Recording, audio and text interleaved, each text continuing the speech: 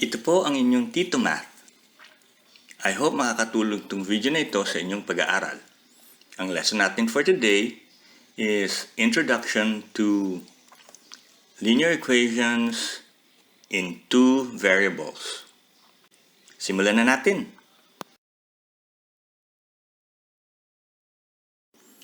Sa lesson na ito, aalamin natin ang definition of a linear equation.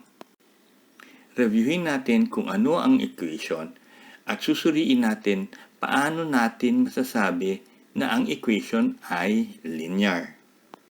Titingin tayo ng mga examples ng linear equation in two variables. At sa bandang huli, konting assessment naman.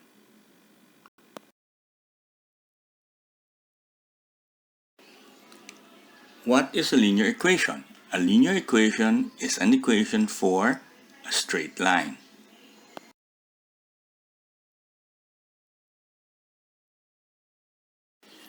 Forms of linear equation. Paano ba natin masasabi na ang equation ay linear sa isang tingin pa lang? ax plus by equals c. Ito ang tinatawag na general form or standard form ng linear equation. An equation is written as two expressions connected by an equal sign. Importante yung equal sign kasi kung walang equal sign, expression lang siya.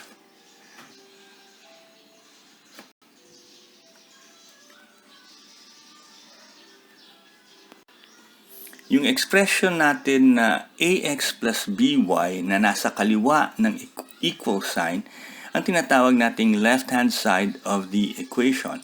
Yun namang expression na c na nasa kanan ng equal sign, yun naman ang right-hand side of the equation.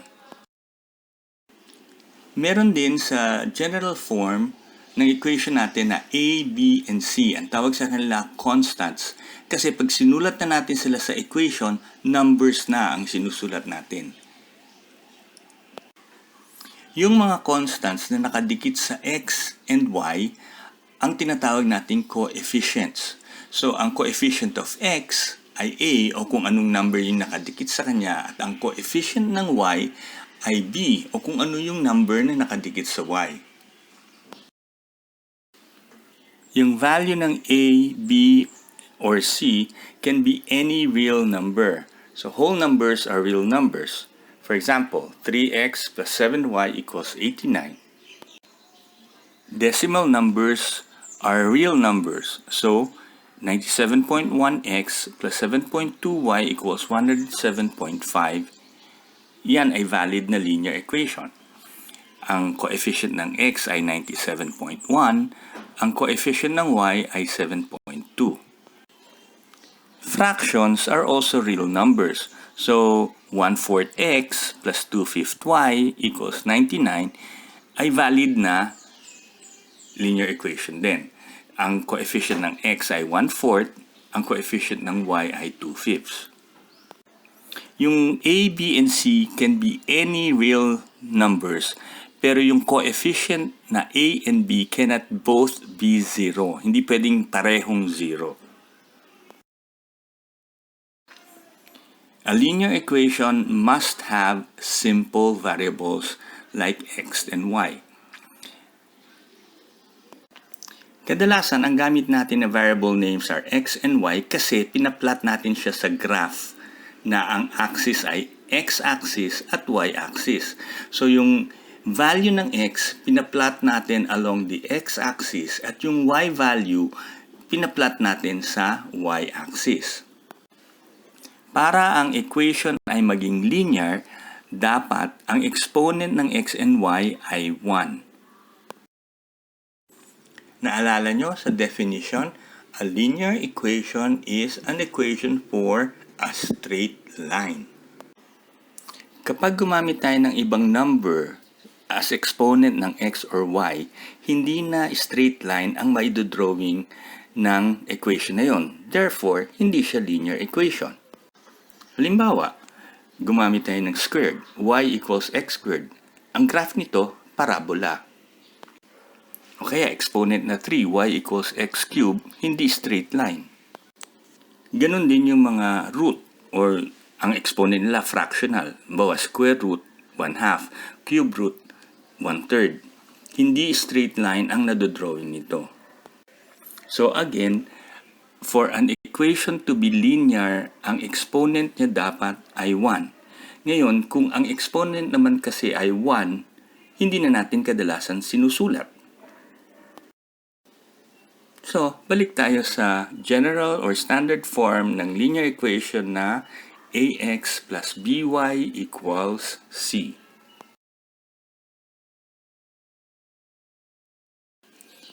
Maliban sa general form or standard form, ang linear equation meron ding ibang forms tulad ng slope-intercept form at point-slope form.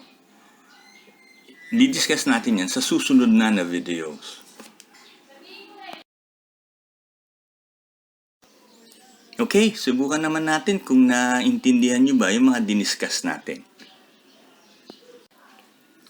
2x minus 3y equals 9. May equal sign. May variables tayo.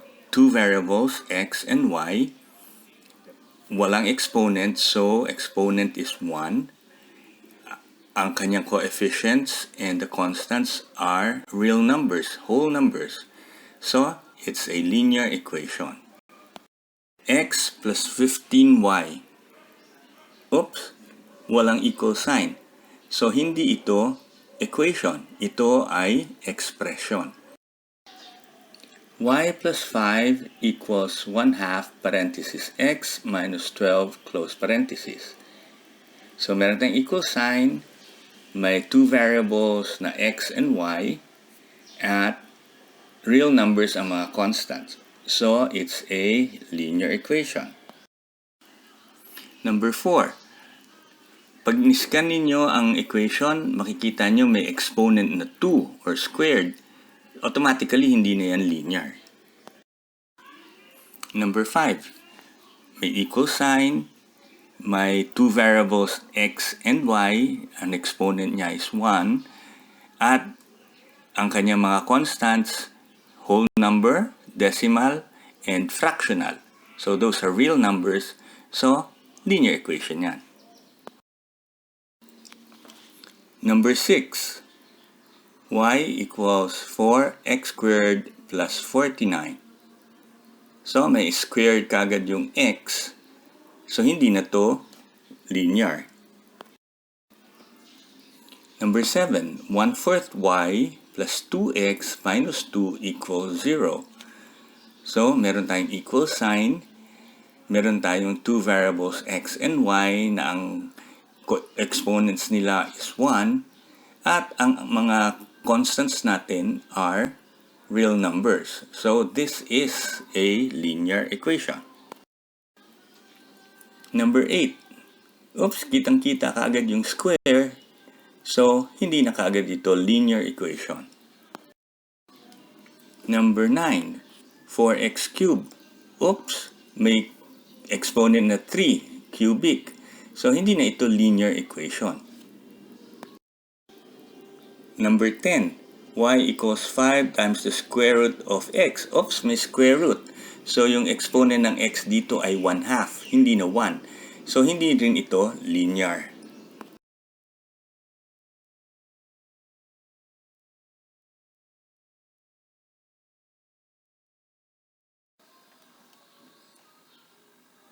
Yan muna for today. Ito po ulit ang inyong Tito Math. I hope nakatulong itong video na ito sa inyong pag-aaral. Malaking bagay sa akin kung ilalike ninyo ang video na ito. And don't forget to subscribe and hit the notification button para sa mga susunod nating tutorial videos. Thank you guys for watching. God bless.